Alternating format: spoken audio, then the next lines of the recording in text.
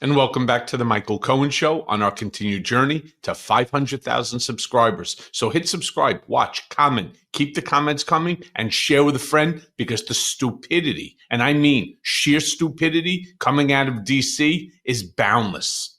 I mean, just this morning, I got up at 5 o'clock in the morning, and I'm sitting and I'm watching television. Ultimately, what comes on? Well, Karoline Leavitt hosted a press briefing this morning with Treasury Secretary Scott Bessent.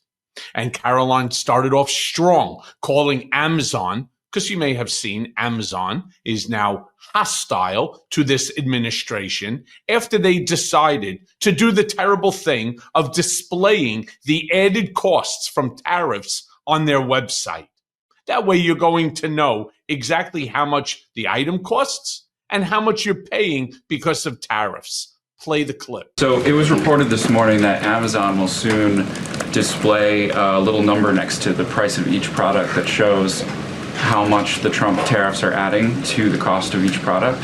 So isn't that a perfect crystal clear demonstration that it's the American consumer and not China who is going to have to pay for these policies? I will take this, since I just got off the phone with the president about Amazon's announcement.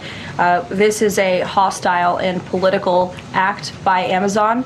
Why didn't Amazon do this when the Biden administration hiked inflation to the highest level in 40 years?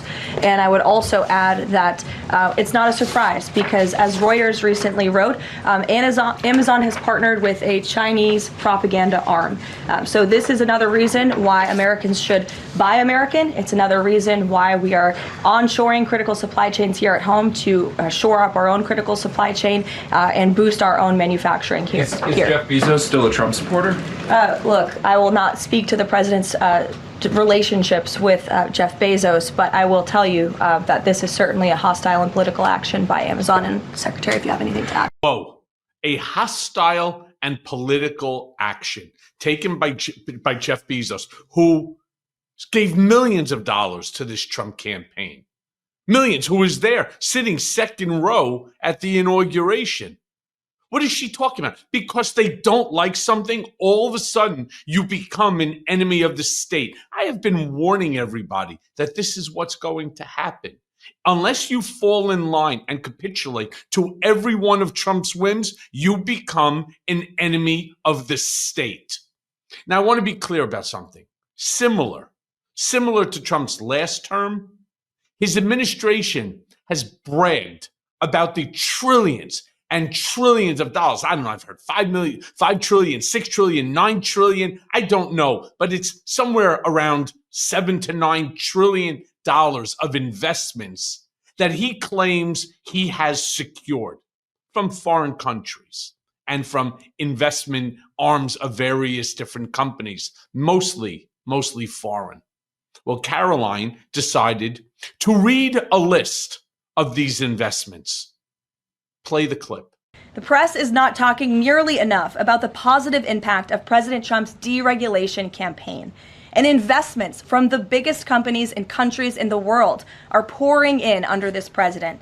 So far, total investment commitments under the Trump administration have reached more than $5 trillion, including $500 billion from Apple in U.S.-based manufacturing and training, $500 billion from NVIDIA and AI infrastructure, $100 billion from TSMC and U.S.-based chips manufacturing, and the $500 billion private investment by OpenAI, Oracle, and SoftBank in AI infrastructure as well. All of these investment commitments are estimated to generate at least 451,000 new high-paying jobs for American workers and families. At this point, President Trump has secured more investments in the United States of America in 100 days than Joe Biden did in 4 years. President Trump is America's businessman in chief, and that's why these trillions of dollars in investments are flooding to our country. The business community is bullish on America because President Trump is back in charge. Tomorrow, the president will host CEOs and leaders from several companies that have made these investments to tout their historic commitments to our country and encourage others to follow suit. Under President Trump, there has never been a better time to invest in America. Let me be very clear about something. Not $1 so far has come into the United States. There is no construction yet, as Trump keeps touting, that there's already massive movement in terms of land in order to start to build for these manufacturing plants and so on. None of this is true. Let me be very clear about something. I actually know a little bit about this. If you want to build a factory, it takes somewhere between, depending upon the extent of the type of factory, somewhere between 3 years to 8 years. First of all, you got to get the equipment. It's not manufactured in the United States. Much of it is manufactured overseas, specifically in Germany and China. They're not even going to send that equipment here to the United States. Certainly not now. Certainly not after the things that Trump is saying. It takes time in order to, first of all, you got to find the location. You got to site plan it. Got to make sure that there's electricity, there's water, there's power, the whole 9 yards. None of this has been done. They're just telling you, oh yeah, so-and-so is pledging $500 billion. I don't know. Put the money up. Put the money up somewhere so that we know it's actually there. The same bullshit happened in 2017 when Trump went off to Riyadh, alleged that he was coming back with $750 million of foreign investment into this country. I want to remind you, not one fucking penny of that $750 billion came into America. Now, a reporter goes on and asks what the administration plans to do about the cargo shipments from China that is slowing down. Play that clip. Thank you so much, Caroline. Thank you, Secretary. Back on China, does the administration anticipate supply chain shocks or supply shocks coming now that cargo shipments from China are significantly down? And if so, are there being plans or are there plans in the process of how to address that? I wouldn't think that we would have supply chain shocks, and I think retailers they have managed their inventory in front of this. You know, I speak to dozens of companies, sometimes daily, but definitely weekly, and you know, they know that President Trump is committed to fair trade and have planned accordingly. No, they have not. In fact, if you go yourself, don't take Scott Bessent's word for it. Don't even take Michael Cohen's word for it. Go yourself into the big box stores where you're buying stuff. Go to Amazon. Go to any of these places, and you will see that there are supply chain issues. How could there not be? 80% of the goods that are sold here in America are coming from China and China alone. I have friends who have been in business now for 20 years. That's all they do is they import in goods or export goods from the United States to China. It's a back and forth relationship. They're closing down. They can't get product and they can't sell the product. It's insane. Meanwhile, another reporter tries to get clarity on if Trump has actually even spoken to China about the tariffs. Because we hear one day he did, one day he didn't, he's just not going to say yes or no. Play the clip. Thank you so much, Caroline. Thank you, Mr. Secretary. The Chinese continue to say that the U.S. and China are not engaged in any consultation or negotiation on tariffs. You recently said you've talked to your counterpart, but more about, quote, traditional things like financial stability. So can you clarify, is the administration talking to Beijing specifically about tariffs or not? Well, we're not going to talk about who's talking to whom, but I think that over time we will see that the Chinese tariffs are unsustainable for China. I've seen some very large numbers over the past few days that show if these numbers stay on, Chinese could lose 10 million jobs very quickly, and even if there is a drop in the tariffs, that they could lose 5 million jobs. So remember that we are the deficit country. They sell almost 5 times more goods to us than we sell to them. So the onus will be on them to take off these tariffs. They're unsustainable for them. And they are saying you guys are not talking about it. So is that true? Look, they have a different form of government. They're playing to a different audience. So I'm not going to get into the nitty-gritty, again, of who's talking to whom.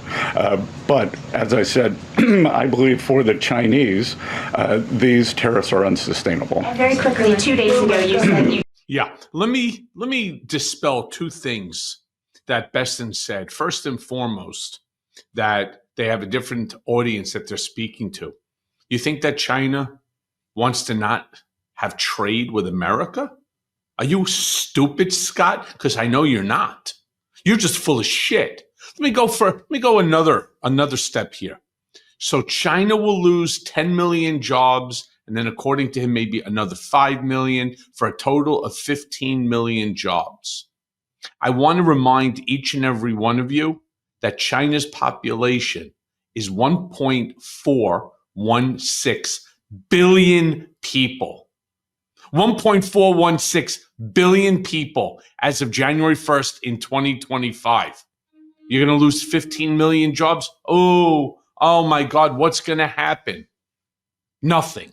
Meanwhile, Karoline is then asked what her message to the American people is in terms of getting through the tariffs and these tariff wars. Play that clip. Thank you, Caroline. A question for you and Secretary Bessent. We talk a lot about volatility and uncertainty in the marketplace, and the president has stated all along that he's more concerned about mainstream America, the American worker. You just talked about deregulation and this entire fair trade and reciprocals.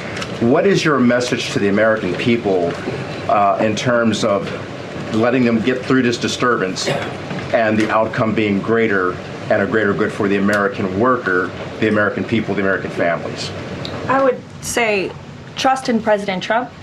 There's a reason he was reelected to this office. It's because of the historic success of his economic formula in the first term. And as I laid out at the beginning of the briefing, and the Secretary has talked about, and the President talks about every day, there's a proven formula that works.